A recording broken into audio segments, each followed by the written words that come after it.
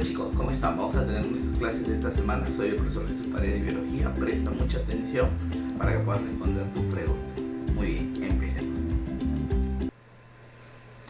Hola chicos, vamos a tener el tema de hoy, VIH-Sida, el virus de la inmunodeficiencia humana que termina generando el síndrome de la inmunodeficiencia adquirida. Este tema lo vamos a ver en esta séptima semana del cuarto bimestre, en la semana 39. ¿Sí? Muy bien. Recordemos que el virus de la inmunodeficiencia humana es la forma en que se le llama al VIH o en inglés HIV, que es cualquiera de las dos denominaciones en siglas que tiene, ¿no? Recordemos que este virus va a pertenecer a la familia Retroviridae, es un retroviral, ahorita lo vamos a explicar por qué, de la subfamilia Lentiviridae, ¿no? El retrovirus es porque va a ingresar con ARN y luego lo va a transformar en ADN. Y lentivirus es debido a lo lento que es su accionar, ¿no? Es perjudicial, pero tiene acción lenta. No es una enfermedad o no es un virus que termine desencadenando una enfermedad de manera inmediata, ¿sí? Vamos a ver algunas características. Primero, hay gran diversidad genética. Es un virus ARN y su genoma es muy complejo. Por eso también se le llama lentivirus, ¿sí? Hay gran diversidad genética. En su ciclo vital hay dos fases: el virión infectante, que es el ARN, y el provirus, que es el ADN. Recordemos que los virus, cuando están sobre la superficie, porque los virus son parásitos intracelulares obligatorios, esa es la definición de un virus: es agregado supramolecular, porque recuerda que los virus no son seres vivos, y es un parásito intracelular obligatorio, porque cuando el virus está fuera del ser vivo, está sobre cualquier superficie, se le va a llamar virión, ¿recuerda? Entonces el virión infectante es el ARN y el provirus ya es el ADN, cuando ya ha hecho el cambio al ser retroviridae, ¿no?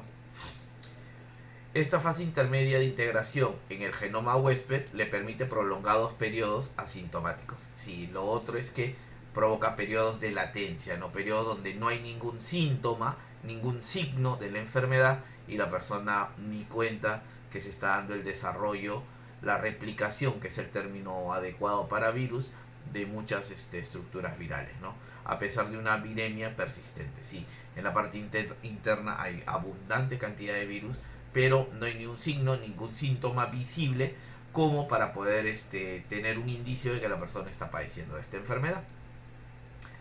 Se va a replicar mediante un mecanismo inverso al habitual en los virus ARN. El papel fundamental lo juega una enzima llamada transcriptasa inversa.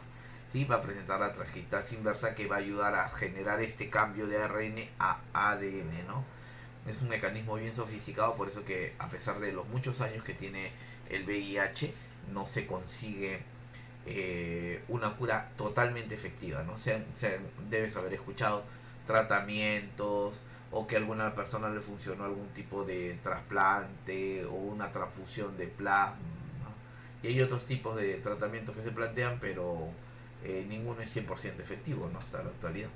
Sus células huésped del virus de la inmunodeficiencia del VIH son los linfocitos T, los linfocitos helper, los T helper, ¿no? Los de ayuda, auxiliadores.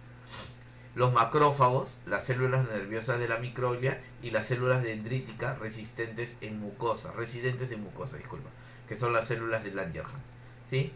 Ahí tienes al linfocito T, ahí puedes ver al macrófago, microglia y las células de Langerhans. Estas células van a tener algo en común. Recordemos que los virus lo que van a buscar es un receptor específico para poder conectarse, ¿no? Entonces estas células van a presentar un receptor que se llama el receptor CD4. Este receptor CD4, el virus lo reconoce y este virus ingresa en estas células para causarles daño, ¿no? Han generado, mire, estos virus un receptor específico, y justo con estas células que van a poder ingresar. Estructura. Vamos a revisar un poquito de su estructura. El virión es un virión esférico de 100 a 200 nanómetros de diámetro, como puedes ver acá. Va a tener una envoltura que es de naturaleza lipoproteica, lípidos y proteínas, que perteneció a la célula infectada. Es el otro. El virus del VIH toma la envoltura de una de las células que está infectando y de esta forma no es reconocido por el sistema inmunológico. Está presente en virus complejos, que son virus con cubierta. Va a tener peplómeros, que son proyecciones o espículas de naturaleza glicoproteica, que tiene dos componentes, el componente GP41, que es transmembranosa, y el componente GP120, que reconoce los receptores CD4 de los linfocitos T, de los linfocitos T helper que te hablaba. Entonces va a tener estos dos, que lo puedes ver acá, el GP120 y el GP41. El GP120 es el que reconoce al receptor CD4 de las células que ya te había mencionado, ¿sí? En su genoma viral, recordemos, los virus o tienen ADN o tienen ARN, no tienen los dos. Entonces, en el caso del VIH, va a tener dos copias de ARN monocatenarios, como lo ves acá, dos cadenas simples. Para protegerlo va a tener una cápside cubierta de proteínas unidas, que es caxómero. Recordemos que caxómero es la unidad, cápside es el conjunto, ¿sí? La nucleocápside, que incluye a los dos, pues, ¿no? A la cápside más el genoma viral. El genoma viral es ARN simple y constituye el core del VIH, así se le llama. Y en la parte interna tú vas a poder encontrar esto, que es la transcriptasa inversa o transcriptasa reversa, que es la que va a realizar la transcripción y es la que permite que el virus del VIH cambie su ARN utilizando el metabolismo de la célula que ataca en ADN.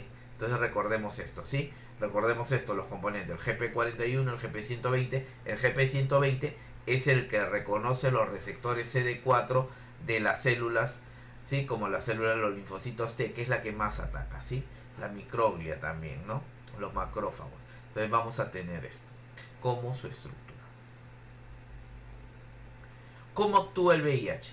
El VIH tiene la particularidad de atacar al linfocito T4 o con receptor CD4, que te decía, que es el linfocito helper, el T helper, que es el director de nuestro sistema de defensa. Sí, este es el director. Justo ataca a alguien que va a dirigir la defensa inmunológica. Inicialmente, el VIH permanece en estado latente, es decir, va a estar dormido, para entenderlo en términos más sencillos, dentro de los linfocitos. O sea, va a reconocer el receptor en el linfocito, va a ingresar en el linfocito y se va a mantener en estado latente, como dormido, dentro de los linfocitos. En algunos casos, al cabo de un tiempo, a menudo, que suele suceder en años, por eso que también se le llama lentivirus, comienza a destruir los linfocitos. De esta forma el VIH despierta, ¿no? Y comienza a destruir los linfocitos. De esta forma el VIH debilita progresivamente el sistema inmune, logrando que nuestro organismo no pueda luchar adecuadamente contra diversos gérmenes. Claro, la idea es que el VIH va a debilitar nuestro sistema inmunológico y luego podemos ser atacados por alguna otra enfermedad oportunista. La mayoría de personas con VIH terminan falleciendo de tuberculosis, un fuerte resfriado que termina desencadenándose, neumonía, pulmonía. Son enfermedades oportunistas que, al estar deprimido el sistema inmunológico, van a ser de fácil ataque, ¿no? Veamos el ciclo del VIH, ¿no? El ciclo de vida del VIH. Sí, aunque recordemos que los virus no son seres vivos, ¿no? Pero se le indica de esta forma para poder entenderlo, ¿no? Varios medicamentos contra el VIH pertenecientes a 7 clases distintas inactivan el virus, indicados por inactivación en diferentes etapas de su ciclo vital. Primero sucede el enlace, también llamado fijación, ¿sí? El VIH se enlaza, se fija a los receptores en la superficie de los linfocitos CD4, ¿sí? CD4. ¿Qué hace la inactivación? Es el antagonista de CCRS y los inhibidores post-fijación que se utilizan, ¿no? Normalmente. Miren, el linfocito, que es esta célula grande, porque recordemos que los virus son muy pequeños, van a tener los receptores CD4 que se ven acá. Entonces estos receptores CD4 van a encajar con GP120, que lo va a tener, y esto le va a permitir fijarse. Luego de fijarse se va a dar la fusión. ¿Qué va a pasar? La envoltura del VIH y la membrana del linfocito CD4 se van a fusionar, se van a unir, lo que permite que el VIH entre a la célula. Entonces miren, ya sucedió. Segundo paso, se fijó, fusiona las membranas, puede ingresar el VIH. Acá se utiliza una inactivación, que es inhibidores de la fusión, para evitar que suceda esto, ¿no? Acá tienen la membrana de los linfocitos CD4 como técnica. 3. La transcripción inversa. Dentro de los linfocitos CD4, el VIH libera y usa la transcriptasa inversa, una enzima del VIH, que ya le había explicado, para convertir el ARN del virus, su material genético, en ADN del VIH. La conversión del ARN a ADN le permite al VIH entrar al núcleo del linfocito CD4 y combinarse con el ADN, material genético del linfocito. Entonces eso va a pasar. El ARN del VIH, gracias a la transcriptasa inversa que posee el virus del VIH, lo va a transformar en ADN del VIH. Y la idea es ingresar al núcleo celular. Entonces, como tú verás, aquí está la membrana del núcleo de los linfocitos CD4. Acá hay medicamentos que se utilizan como inhibidores de la transcriptasa inversa, no análogos de los nucleósidos, que se llama ITIN, y los inhibidores de transcriptasa inversa análogos de los nucleótidos, que es ITIN, que también se suelen utilizar. Entonces, ¿qué va a pasar? Luego de, mira, fijación, fusión, transcriptasa inversa, viene la integración. Dentro del núcleo del linfocito CD4 del VIH se libera la integrasa, una enzima del VIH, ¿sí? El VIH usa la integrasa para integrar su ADN virídico dentro del ADN del linfocito CD4. ¿Quiénes funcionan acá como inactivación? Los inhibidores de la integrasa. Entonces, la integrasa va a permitir que se integren el ADN viral con el ADN de la célula huésped, que en este caso es del linfocito. Aprovechando esto se da la multiplicación. Una vez que el VIH se integra dentro del ADN del linfocito CD4, comienza a emplear el mecanismo de este linfocito para crear cadenas largas de proteínas del VIH. Estas cadenas de proteínas son elementos constitutivos para producir más copias del VIH. Entonces lo que va a hacer en este caso el VIH es utilizar el mecanismo del linfocito para generar partes. Entonces va a generar un montón de partes del virus y lo que toca ahí es ensamblar. El ensamblaje del ARN del VIH y las nuevas proteínas virídicas producidas por el linfocito CD4 salen a la superficie de la célula y se ensamblan en un VIH inmaduro, o sea, un VIH que todavía no es infeccioso, ¿sí? Y luego viene la gemación. ¿Qué es la gemación? El VIH inmaduro, recién formado, no infeccioso, se impulsa hacia el exterior de la célula CD4, ¿sí? La célula CD4 del huésped. El nuevo VIH libera proteasa, una enzima del VIH, y la proteasa lo que hace es descomponer las largas cadenas de proteínas en el virus inmaduro, creando un virus maduro, que ya es infeccioso. Y acá se genera la inactivación de la proteasa, pero como tú verás, la proteasa ya le permite la salida. Entonces, este es el ciclo vital del VIH, que le permite, ya utilizando el mecanismo de producción del linfocito, generar más virus. Recordemos que los virus son parásitos intracelulares obligatorios. Necesitan estar dentro de la célula para generar réplicas o replicar nuevos virus. Entonces, ¿por qué? Porque es metabólicamente inerte. No tiene metabolismo propio, utiliza el metabolismo de las células propias del organismo. ¿Qué causa el VIH? El VIH es el causante, con el paso de los años, de una enfermedad infecciosa conocida como SIDA, síndrome de inmunodeficiencia adquirida. ¿Qué diferencia existe entre estar infectado de VIH y padecer de SIDA? El estar infectado con el VIH, es decir, que sea portador del virus, no quiere decir que tenga o vaya a tener SIDA la persona, pero sí indica que puede transmitir la infección a otras personas. Entonces hay que tener bien en claro, VIH es el virus que ingresa en el organismo y esto termina desencadenando el SIDA, ¿sí? El SIDA, con muchos años después, ¿no? Entonces, el estar infectado de VIH, es decir, que es portador del virus, no quiere decir que tenga o que vaya a tener SIDA, porque también el SIDA a veces se activa, el VIH termina activando la enfermedad SIDA, o hay sus casos en que no se da, los seropositivos, ¿no? Pero sí indica que puedes transmitir. Lo malo es que la persona ya teniendo VIH lo puede transmitir. Ahora, ¿cuáles son las formas de transmisión? Por eso dice, sí da y así no lo da. Entonces hay que tener cuidado. Por ejemplo, el intercambiarse en las maquinitas de afeitar y otros objetos personales cortantes, que pueden tener signos o contacto con sangre, podría ser un contagio. La transmisión de madre al feto también se suele dar. El tatuaje con agujas sin esterilizar, si las agujas no han sido esterilizadas, es posible la transmisión. Las relaciones sexuales con portadores, hombre-mujer o hombre-hombre, En el caso, recuerda, con portadores, ¿sí? Utiliza la misma jeringuilla y el intercambio de cepillo de dientes, que también es un objeto personal, puede haber sangrado de las encías y habría problemas. Entonces, bajo estos casos sí da. Entonces recordamos que la forma de transmisión del VIH es por fluidos, sangre, semen, leche materna. Entonces son fluidos que al tener contacto de una persona, recuerda, de una persona portadora, va a transmitir. Si la persona no es portadora, obviamente no. A ver, ¿cómo es que no da? Practicar cualquier tipo de relación sexual utilizando preservativo. Bañarse con portadores, las duchas no va a generar esto. La picadura de un insecto a una persona que estuvo infectada y luego a otra, no lo va a transmitir. Jugar con portadores tampoco. Beber del mismo vaso, de la misma botella tampoco. Darle la mano tampoco. Cambiar la ropa tampoco. Besarse y abrazarse tampoco. Utilizar los mismos servicios que los portadores tampoco. Recordemos que el VIH se transmite a través de fluidos. Fluidos. Sangre, semen, leche materna. Recuerda. ¿Sí? Entonces, así sí da y así no da el SIDA. Esa es la forma de transmisión. Ahora, las fases de la infección vamos a tener. Primero es una fase inicial o aguda. Más o menos 6 semanas. Cero conversión. O sea, se está dando esta conversión. Presenta gripe, fiebre, ganglios inflamados, faringitis, úlceras orales, hay problemas en la garganta. Y la persona lo suele tomar como algo normal, ¿no? Quien una gripe, un resfriado te suele dar. Dependiendo de tus actividades o la temperatura de la estación del año, puedes tomar como un dolor de la garganta como algo normal y podría ser la fase inicial o aguda, ¿no?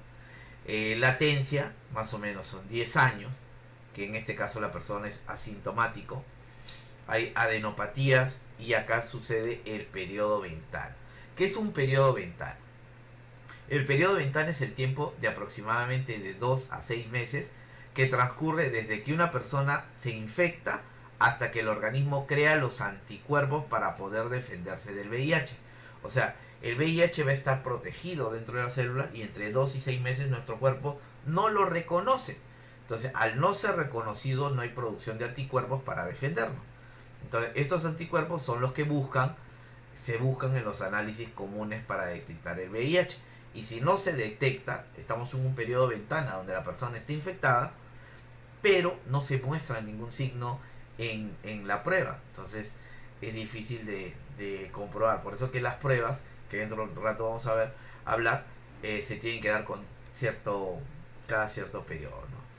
SIDA es la última fase de infección, que es la fase terminal, 6 años más o menos. El CD4 han reducido, los linfocitos CD4 han reducido y por lo tanto nuestro sistema de defensa ya es muy vulnerable.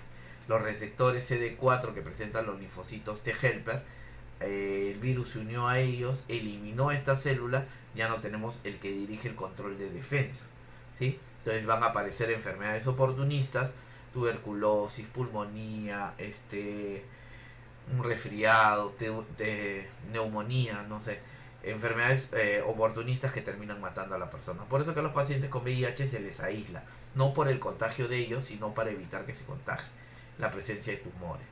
La sintomatología: va a aparecer herpes a nivel de la boca, del ano, de la región vaginal, va a presentar diarrea crónica, encefalopatía, el sarcoma de Kaposi, que es este tipo de cáncer de piel, y va a tener enfermedades asociadas que son las oportunistas como la tuberculosis, neoplasias, candidiasis, toxoplasmosis cerebral.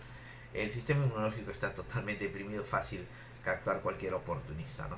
El tratamiento se hace con sidobudina, acitomidina, lamivudina y truvada, que son retrovirales que generalmente van a intentar retrasar, porque no van a eliminar al virus, no lo van a poder eliminar, pero lo que van a hacer es que una persona, en vez de padecer esto en 20 años, 30, 40, muchos más años suceda, ¿no? El diagnóstico se realiza por ELISA, que es por anticuerpos, y el Western blot. El ELISA podría detectar este periodo de ventana, ¿no? Entonces, el ELISA puede darte falsos positivos, entonces se comprueba a través del Western blot. Y la prevención es salud sexual, utilizar preservativos, conocer la persona con la que se va a tener relaciones sexuales, para no tener relaciones sexuales con una persona que capaz uno conoció una noche y no sabe qué ritmo de vida sexual tiene o qué qué tipo de sintomatologías presentará, ¿no? En el Perú, el primer caso registrado fue en 1983. Recuerden que en el Perú el primer caso registrado fue en 1983 y la mayor cantidad de casos de VIH-Sida se encuentran en Lima y en el Callao. Son los lugares de más incidencia en el Perú. Mira, cómo es la evolución del VIH antes de la infección, nuestro linfocito normal, infección aguda por VIH en semanas o meses, el VIH está como que oculto, se metió dentro de la célula y luego empieza a través de los años a aumentar y elimina nuestras células, infección crónica. Muy bien chicos, y de tarea vamos a resolver las preguntas del 1 al 10 de la página 227 del Ahora Hazlo Tú. Revisa las diapositivas y vas a poder resolver las preguntas. Muy bien chicos, la clase ha terminado. Espero que haya sido de tu agrado. Nos vemos la próxima semana. Cuídate.